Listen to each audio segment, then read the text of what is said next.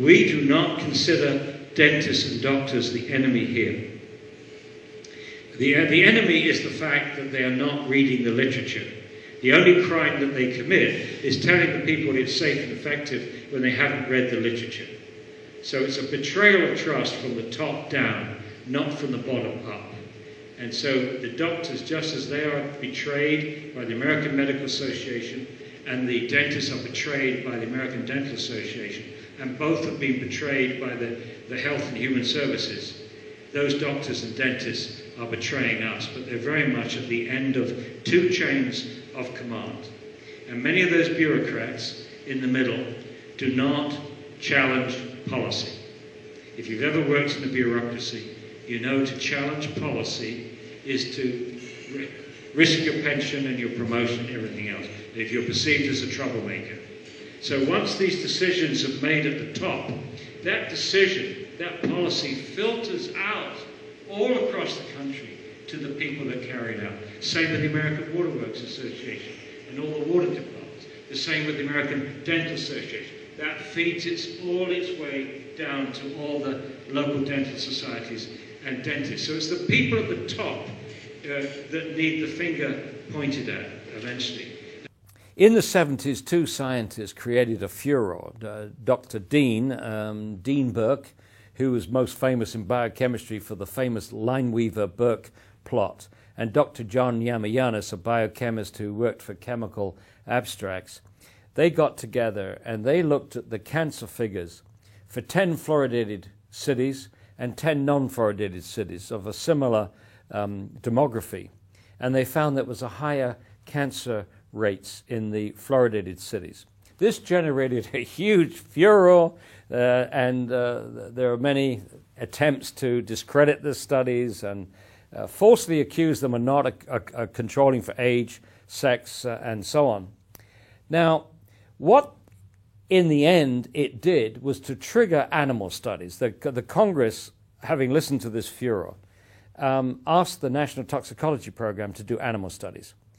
And eventually in 1990, those animal studies were published. And not only did those animal studies find an increase in bone cancer, osteosarcoma, in the male rats, but also some other cancers, cancer of the liver and other tissues. And then when these went to government peer review, a lot of the cancer cases were taken out, ruled out. And this created considerable consternation from William Marcus, who was the chief toxicologist at the time of the Water Division. And he blew the whistle on this. He circulated memos. What are you doing here? You're downgrading these cancer studies. We've got the guy that discovered one of these cancers looking at the slide and saying, this is this rare cancer, and yet you've said it's not. And they sacked him. They fired him. William Marcus. They fired him. They had to reinstate him a couple of years later when it was shown that he was sacked under false pretenses. But shortly after they found this increase in osteosarcoma in the male rats, they found an increase osteosarcoma rates in the fluoridated communities in the United States compared to the non-fluoridated. And then another study in New Jersey that found the same thing. And then once again, we got the studies coming in which showed that fluoridation protected against osteosarcoma, and other studies that didn't find it. And the story kind of quietened down until 2001, where Elise Basson, a dentist, getting her doctorate at Harvard, did a very well-designed, robust study where she looked at osteosarcoma in young boys as a function of when they were exposed. And she found that when they were exposed to fluoridated water in their 6th, 7th, and 8th years, they had a 5 to 7-fold increased risk of developing osteosarcoma by the age of 20. Very important study. However, nobody heard about it.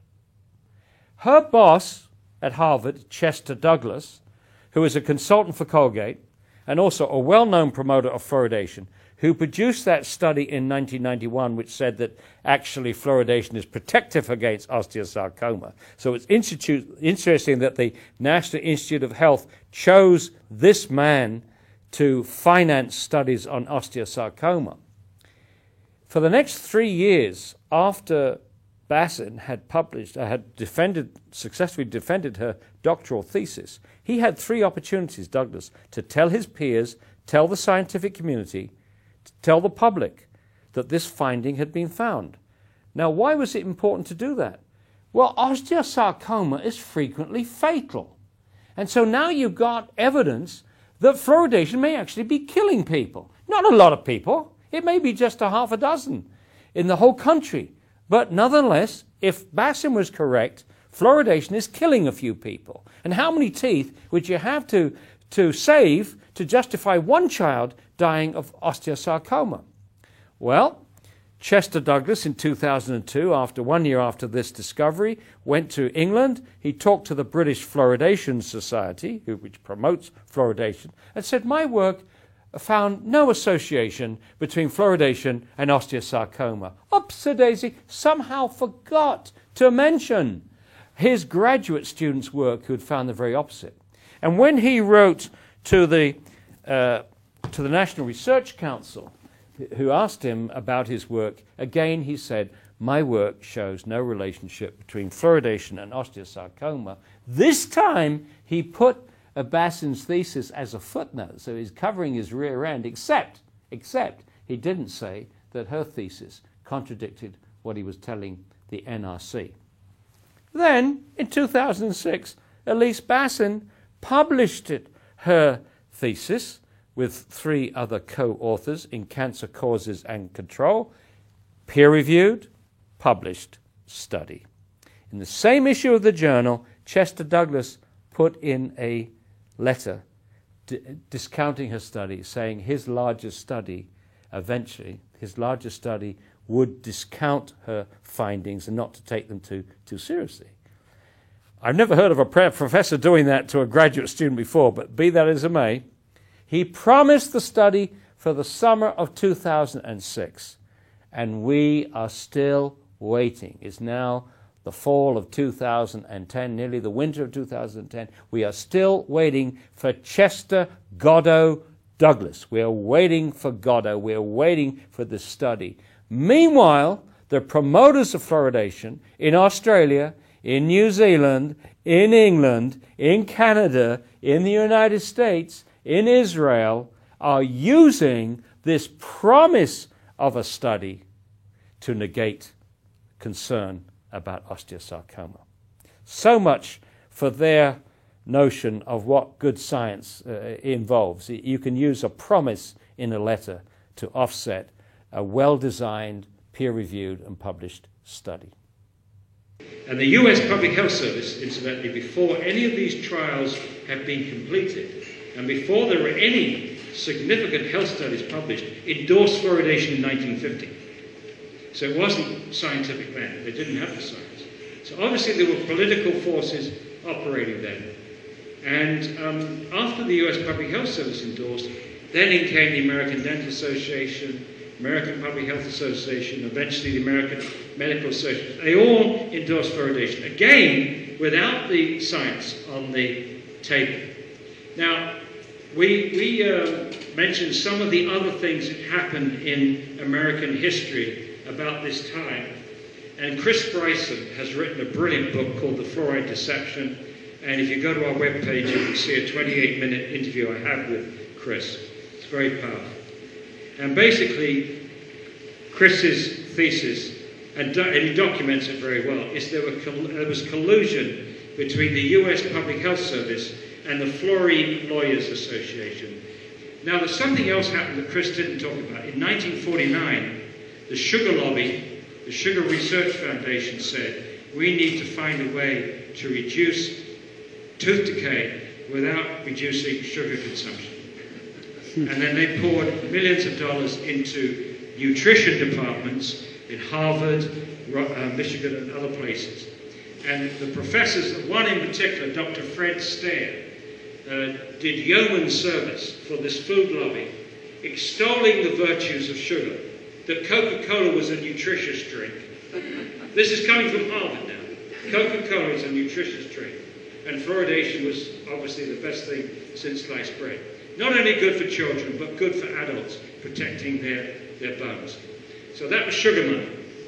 Also at the same time, you have the Manhattan Project, where a huge amount of fluoride is being used to develop the atomic bomb. But also there were releases, and they too were worried about lawsuits.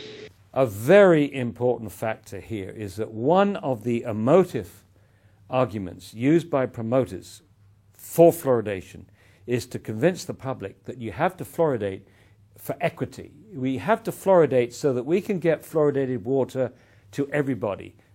The high income, middle income, low income, particularly low income. So they make a point that low income children, children from low income families really need fluoridated water. The trouble with this is actually a pernicious document. It's as far from equity as you could possibly get. Because if you force low income families to have it or give it to low income families, they can't afford to avoid it. They can't afford bottled water for drinking and cooking. They can't afford reverse osmosis, and so they are trapped. So the very people that you think you're being nice to, you're trapping. The second thing is, we know very clearly from studies done in India and China, it's children with poor diet that are most vulnerable to fluoride's toxic effects.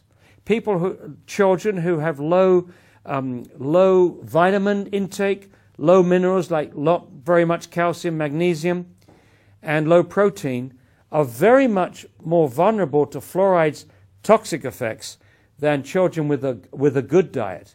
And unfortunately, you're more likely to find poor diets in low-income areas. Now, on top of that, there's another factor, and this particularly affects black children. Black children have a higher incidence of lactose intolerance.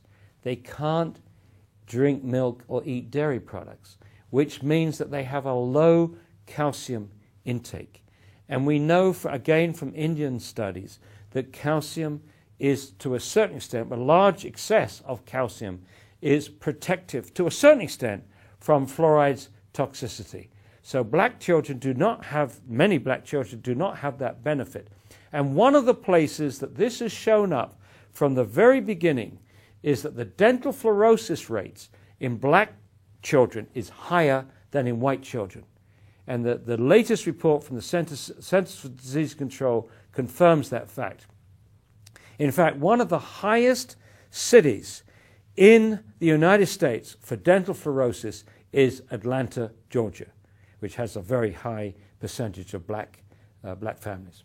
The Brighton thesis is that this whole business of fluoridation was a way of changing the image of the worst air pollutant in those days to this nice benign substance that was safe enough to put on your teeth and put in your children's water and so on.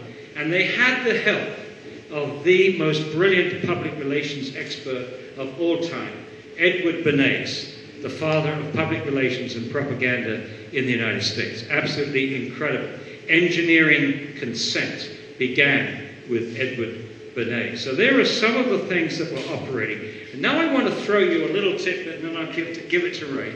A little tidbit. One of the research teams that found that fluoride caused dental fluorosis was H.V. Churchill. He was the chief chemist for Alcoa, who produced a massive load of fluoride pollution. Okay, so then they found out that fluoride in water caused dental fluorosis. He phoned privately dentists in some of the towns, in one in particular, Messina, which had Alcoa plants, and found out that children there had dental fluorosis, even though the fluoride in the water was extremely low. Now, I'm only throwing this out. This is pure speculation, pure speculation. There's nothing worse for industry than to have a telltale biomarker of one of its toxic pollutants.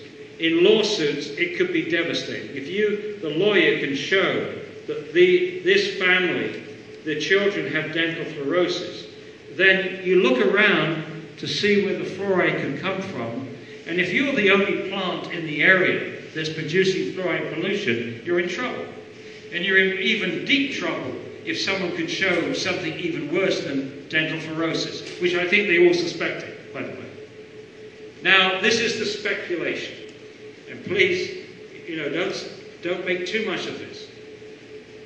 But it is nasty, but rational for Alcoa and other fluoride pollutants to want to fluoridate the water to give as many children dental fluorosis as they possibly could, so that nobody could identify their companies as the source of the pollution, as the source of dental fluorosis, and any other health events that was to occur in the future.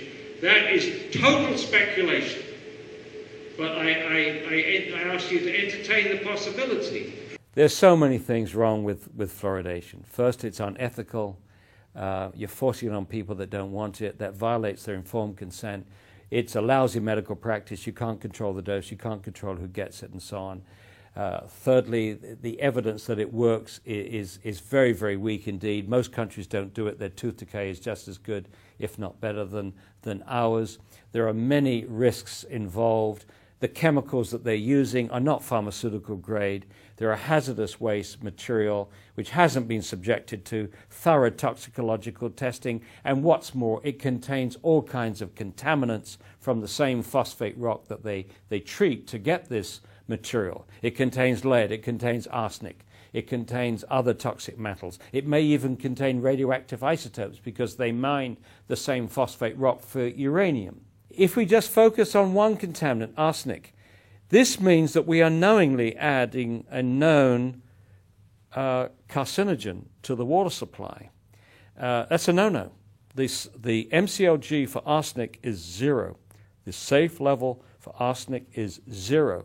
So we shouldn't be adding any arsenic to the water supply, but that inevitably happens if you're using a hazardous waste product. In the immediate term, we need to stop this nonsense of marketing fluoridated water, nursery water for babies, when it cannot do them any good at all, and it can only do them harm. Secondly, we need to get a warning to parents in their water bills not to use fluoridated tap water to make up formula, possibly also through the WIC program, because people living in apartments may not get a water bill. It may go to the landlord. So we need to get it to the health clinics and the WIC program. And finally, we need to demand a scientific response to our scientific arguments, and let's give them a year. If there is not been a scientific response, a thorough scientific response to this book within a year, that must be the signal for an overall demand from everybody. Not just us, but everybody should be demanding an end to this most foolish of practices, which to me is the biggest betrayal of the public trust of anything that we did in the 20th century. It's an anomaly that it continues into the 21st century. Visit Infowars.com and PrisonPlanet.com. When you're on the site, you can also tune in 24 hours a day to my daily radio broadcast. There's also a free iPhone app to listen to the syndicated radio show when and where you want.